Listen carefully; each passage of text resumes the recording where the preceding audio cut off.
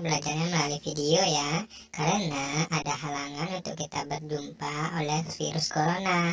Jadi kita harus melihat dan menonton video dan mendengarkan materi. Oke, assalamualaikum warahmatullahi wabarakatuh. Ya, halo semua.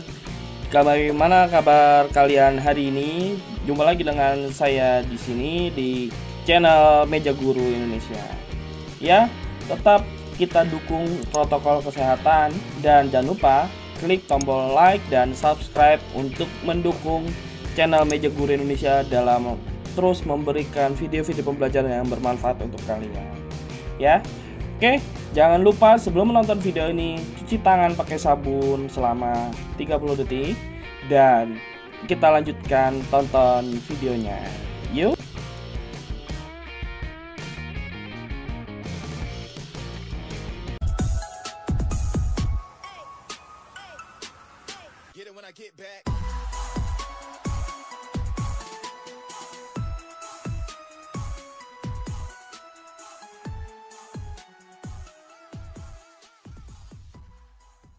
Oke, sekarang kita mulai video di pembelajaran TLJ, Teknologi Layanan Jaringan di jurusan SMK di PKJ.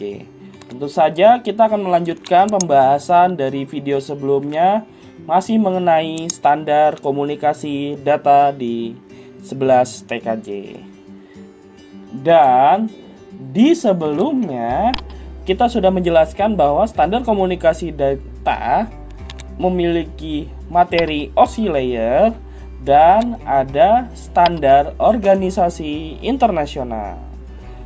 Nah, kalau kamu ingat, kita akan membahas di video sebelumnya ada soal yang mencatat bahwa pada tahun 1977 nih atau 1980-an, Badan Internasional ISO mengeluarkan sebuah standar model referensi yang memuat cara kerja serangkaian protokol SNA. Nah, apakah nama standar model referensi tersebut? Apakah A. Sistem Network Arsitektur, B. Kementerian Komunikasi dan Informatika, C. Protokol, D.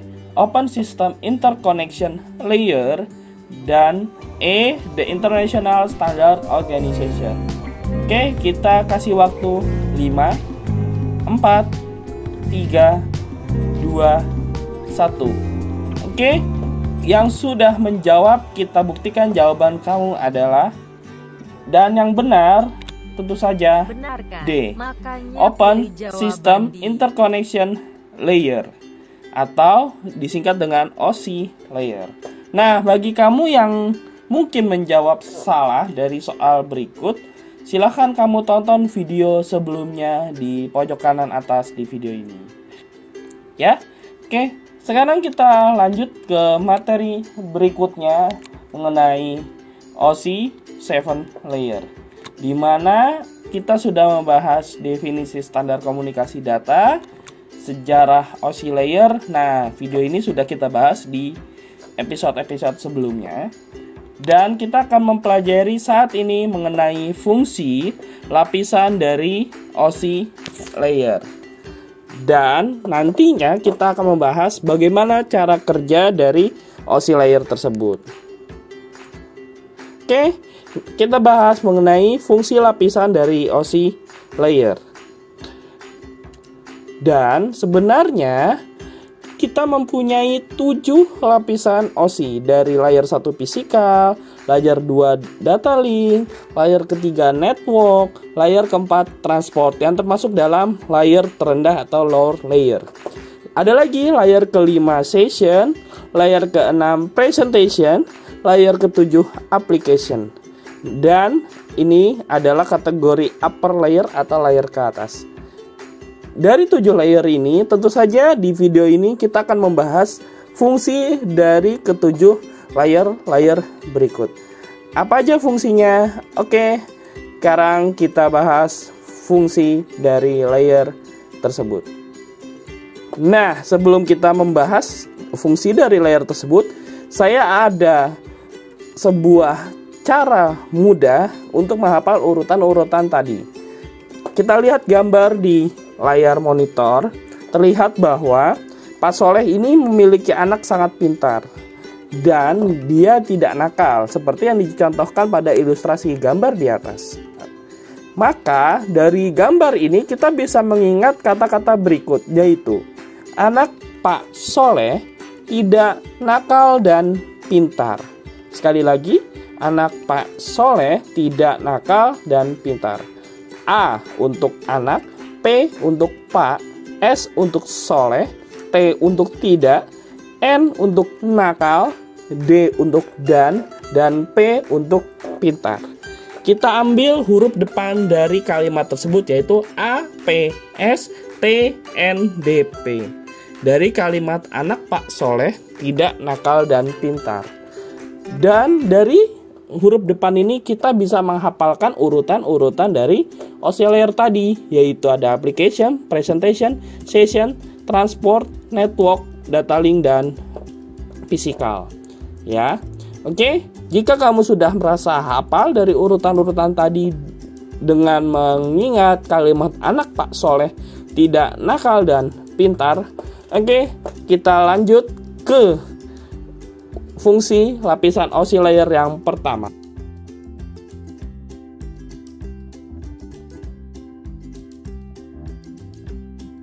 Nomor 1, physical layer. Nah, dalam layer ini terjadinya pengiriman bit data digital dari pengirim kepada tujuan melalui tegangan listrik, frekuensi radio, ataupun cahaya. Data biner ditransmisikan melalui media jaringan. Nah, kalau kamu ingat media jaringan, tentu saja pastilah nanti di lapisan ini, lapisan physical layer ini mengatur tentang pengkabelan karena dia mencakup media jaringan. Maka peralatan-peralatan jaringan pada layer ini mencakup ada repeater, ada hub dan switch, serta nanti ada network card atau biasa kamu sebut dengan LAN card yang nantinya ditempatkan di physical layer. Oke, sekarang kita lanjut.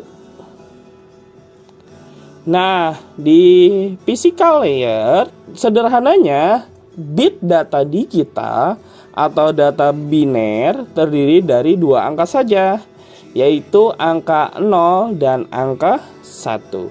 Kenapa? Karena pada sistem komputer itu hanya mengenal perintah 0 dan 1 atau benar dan salah. Masih nggak paham? Kita ilustrasikan pada gambar berikut.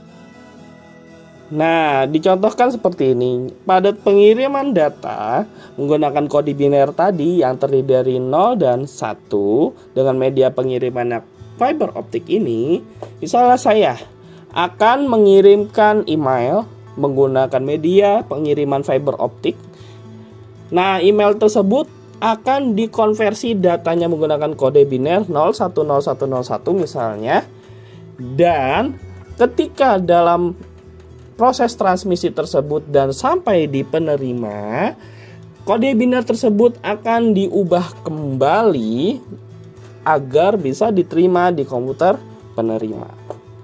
Ya, dengan ilustrasi seperti yang dicontohkan pada gambar di video ini. Oke, lanjut kita masuk ke layer selanjutnya, yaitu layer kedua alias data link layer. Nah, saat mendapatkan data dari physical layer, di data link layer ini terjadilah proses pemeriksaan. Apakah ada kesalahan dalam transmisi atau pengiriman? Oke, dan selanjutnya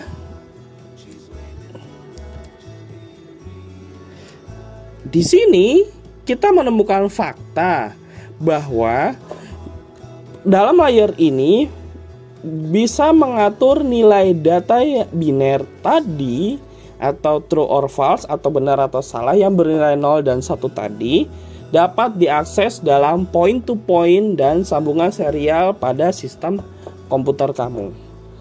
Mungkin kamu masih bingung. Oke, kita lihat gambar berikut. Nah, selain hal yang tadi di atas, data link layer juga ditempatkan berbagai perangkat jaringan. Nah, seperti hub, switch, bridge, dan repeater yang beroperasi penuh pada layer data link ini. Ya, jadi kita lihat bahwa nantinya di data link layer ada suatu pemeriksaan apakah data tersebut memiliki kerusakan atau tidak. Maka dari itu, ketika pengiriman dilakukan pemeriksaan data pada data link layer. Yuk kita bahas ke berikutnya, yaitu layer ketiga adalah network layer tentu saja. Nah, dalam network layer terjadilah pendefinisian alamat IP atau biasa kita kenal dengan Internet Protocol, di mana memiliki banyak fungsi, yaitu menetapkan jalur transmisi data hingga bisa mendapatkan informasi-informasi hardware yang didapatkan dari alamat IP tersebut.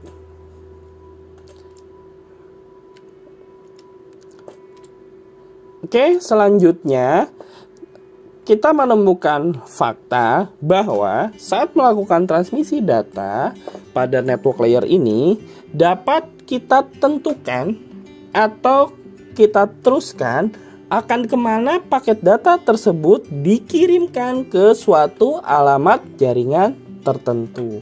Jadi dari sini nih, paket data sudah tahu dia akan ke mana dan kemana melalui suatu alamat jaringan yang diberikan oleh network layer.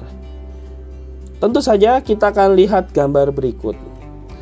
Ketika saya tadi ingin mengirimkan email, ya, nah dari jaringan di paket data tersebut, dalam hal ini kita akan mengirim email ya. Kita sudah mengetahui nih kemana tujuan dari email yang kita kirim. Dari dimana dia juga akan mengetahui jalur mana yang dia dilewati hingga nanti sampai ke tujuan pengiriman email tersebut.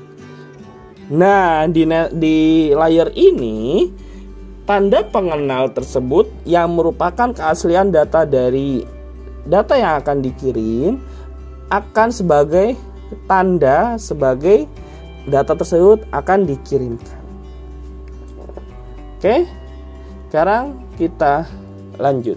Oke, masuk ke layer keempat dalam OSI layer, yaitu adalah transport layer, di mana layer ini menyediakan transfer data yang dapat kita andalkan dengan mengetahui transmisi data di antara sumber menuju tujuan.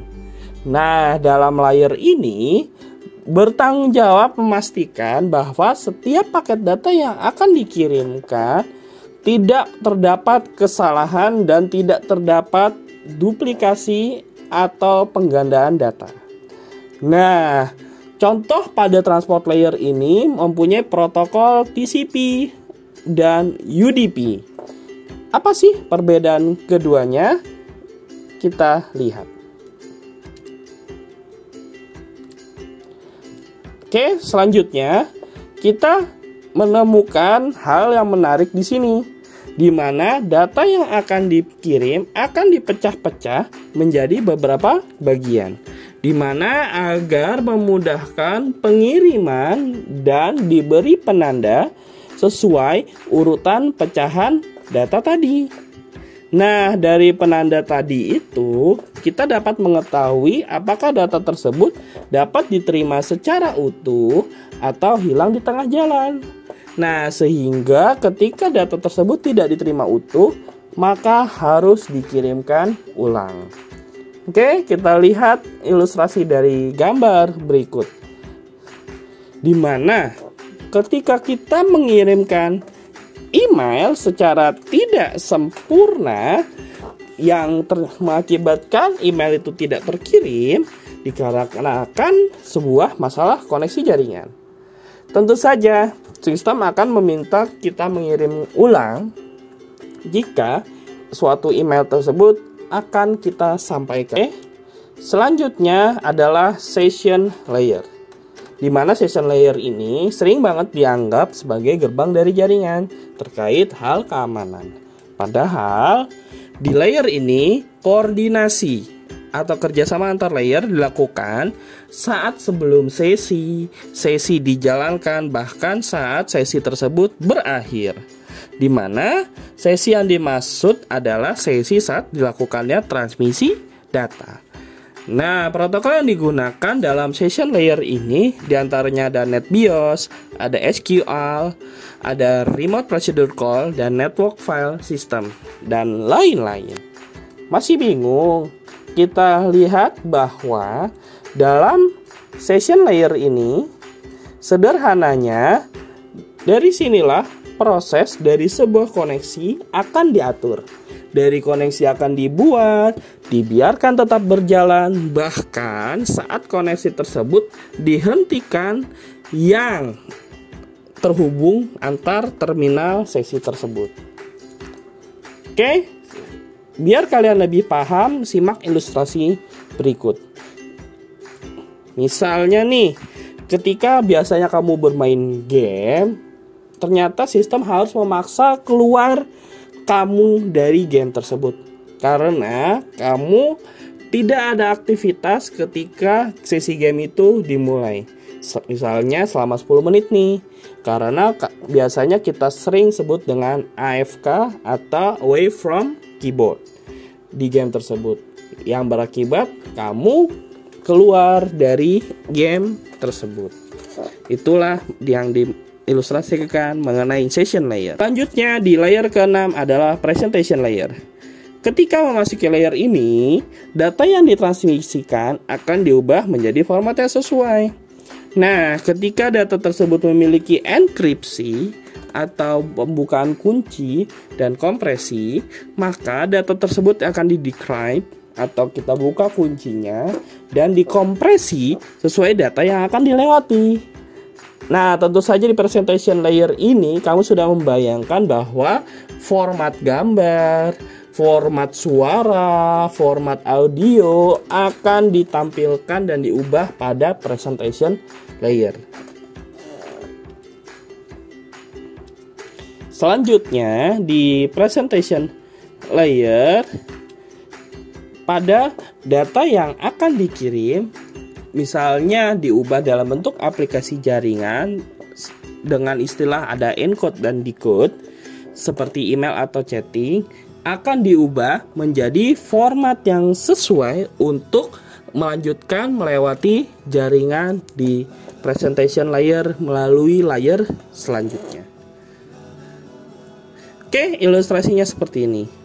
Misalnya saat kita nih dari komputer A mau mengirimkan data berupa foto. Nah, pada foto tersebut nantinya akan diubah atau dikonversi menjadi bilangan biner 0 dan 1, di mana akan dilanjutkan dikirim ke penerima. Nah, ketika transmisi tersebut hampir sampai ke penerima, data biner yang tadi sudah dikonversi melalui transmisi data tersebut akan dikonversi kembali ke dalam bentuk data, yaitu berupa foto yang dikirim. Oke, kita sampai di layer terakhir, yaitu adalah layer ke-7, application layer. Nah, di application layer ini akan menyediakan antarmuka yang melayani pengguna dalam berinteraksi dengan sistem jaringan di komputer. Nah, kalau tadi kita membahas mengenai pengiriman email, tentu saja protokol POP atau POP akan dicontohkan pada application layer ini. Atau contoh yang lain, kita bisa menggunakan file transfer atau kita sebut dengan protokol FTP. Ada juga dalam domain yang bisa kita sebut dengan DNS, dan banyak lagi contoh lainnya di application layer ini. Oke, selanjutnya masih membahas application layer. Di application layer terdapat aktivitas penghubung utama antara aplikasi jaringan seperti email atau chatting tadi ya, yang membutuhkan akses kepada layanan-layanan jaringan, di mana di application layer ini juga membuat suatu pesan-pesan kesalahan. Maksudnya apa? Kita lihat gambar berikut. Ternyata ketika kita gagal dalam hal mengirim email karena kendala koneksi jaringan tadi, dalam presentation layer ini akan menampilkan pesan kesalahan karena terjadinya kendala jaringan. Misalnya ada report atau laporan bahwa email tersebut tidak terkirim. Karena apa? Karena tidak ada koneksi pada jaringan kamu yang diurus pada application layer tadi. Oke, sekarang tadi kita sudah membahas fungsi setiap lapisan pada model OSI, dan sekarang kita akan membahas yang kedua, yaitu apa sih prinsip-prinsip yang harus ada pada 7 layer OSI tersebut. Oke, kita mulai pembahasannya. Pada dasarnya nih, model OSI tidak menyajikan detail kerja pada setiap layer OSI tadi. Namun, di mana harus menentukan proses yang dipakai dan diterapkan dalam komunikasi pada tiap-tiap layer. Nah, maka prinsip yang digunakan pada ketujuh layer OSI itu adalah yang pertama, sebuah layer harus ditentukan gambaran pelayanannya serta fungsinya, yaitu masing-masing itu berbeda satu sama lain.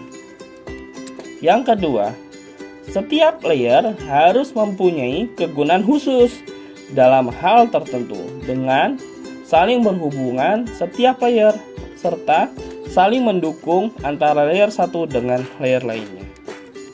Yang ketiga, manfaat dari setiap layer harus ditentukan melalui proses yang rumit dan ketelitian yang tinggi sesuai dengan ketentuan standar protokol internasional. Hal ini tentu saja kita teringat bahwa organisasi ISO lah yang membuat OSI layer ini.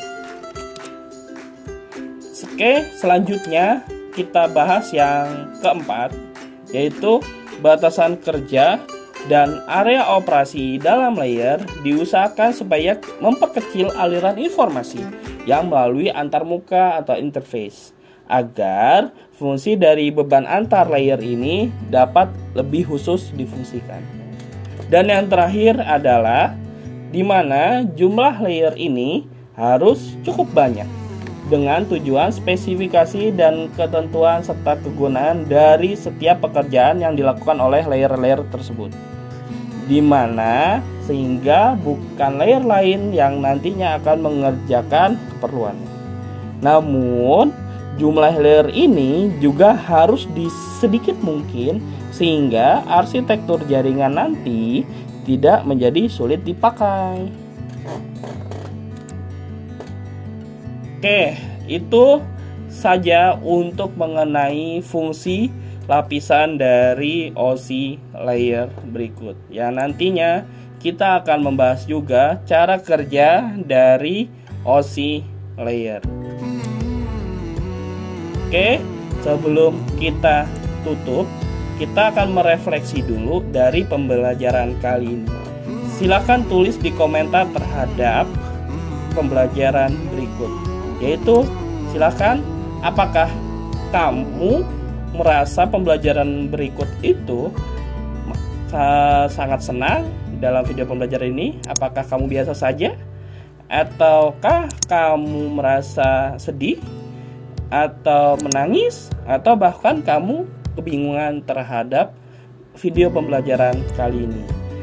Lalu, apa sih yang sudah kamu pelajari? Dan apakah kamu sudah menguasai dari materi di OSI layer ini? Nah, bagian apa yang belum kamu kuasai pada video pembelajaran kali ini? Yang kelima, apa nih upaya kamu untuk menguasai materi yang belum kalian kuasai di video pembelajaran kali ini? Dan yang ke-6 dan ke-7, coba deh, kamu bisa nggak sebutkan hal yang menarik dan yang tidak menarik dari aktivitas pembelajaran yang sudah kamu lakukan, dan berikan alasannya. Oke, saya tunggu di kolom komentar di bawah ya. Nah, kita akan mengulas bahwa kita nggak penasaran kan bahwa 7 layer model OSI yang diciptakan oleh ISO, ingat, anak Pak Soleh, tidak nakal dan pintar, yaitu ada layer 1 fisikal, layer 2 data link, layer ketiga network, dan layer keempat transport yang termasuk lower layer atau layer yang terendah.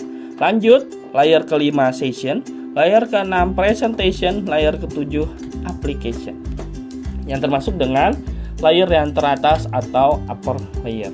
Oke, semoga kamu mengingat urutan-urutan dalam OSI layer kali ini. Ingat ya, anak Pak Soleh, tidak nakal dan pintar. Itu adalah kunci untuk kamu menghafal urutan-urutan dari OSI layer ini. Oke, segitu saja untuk video pembelajaran terkait fungsi lapisan OSI layer. Wassalamualaikum warahmatullahi wabarakatuh. Terima kasih sudah menonton video pembelajaran kali ini. Dan salam pendidikan Indonesia dan tetap berhati Indonesia. Bye, terima kasih.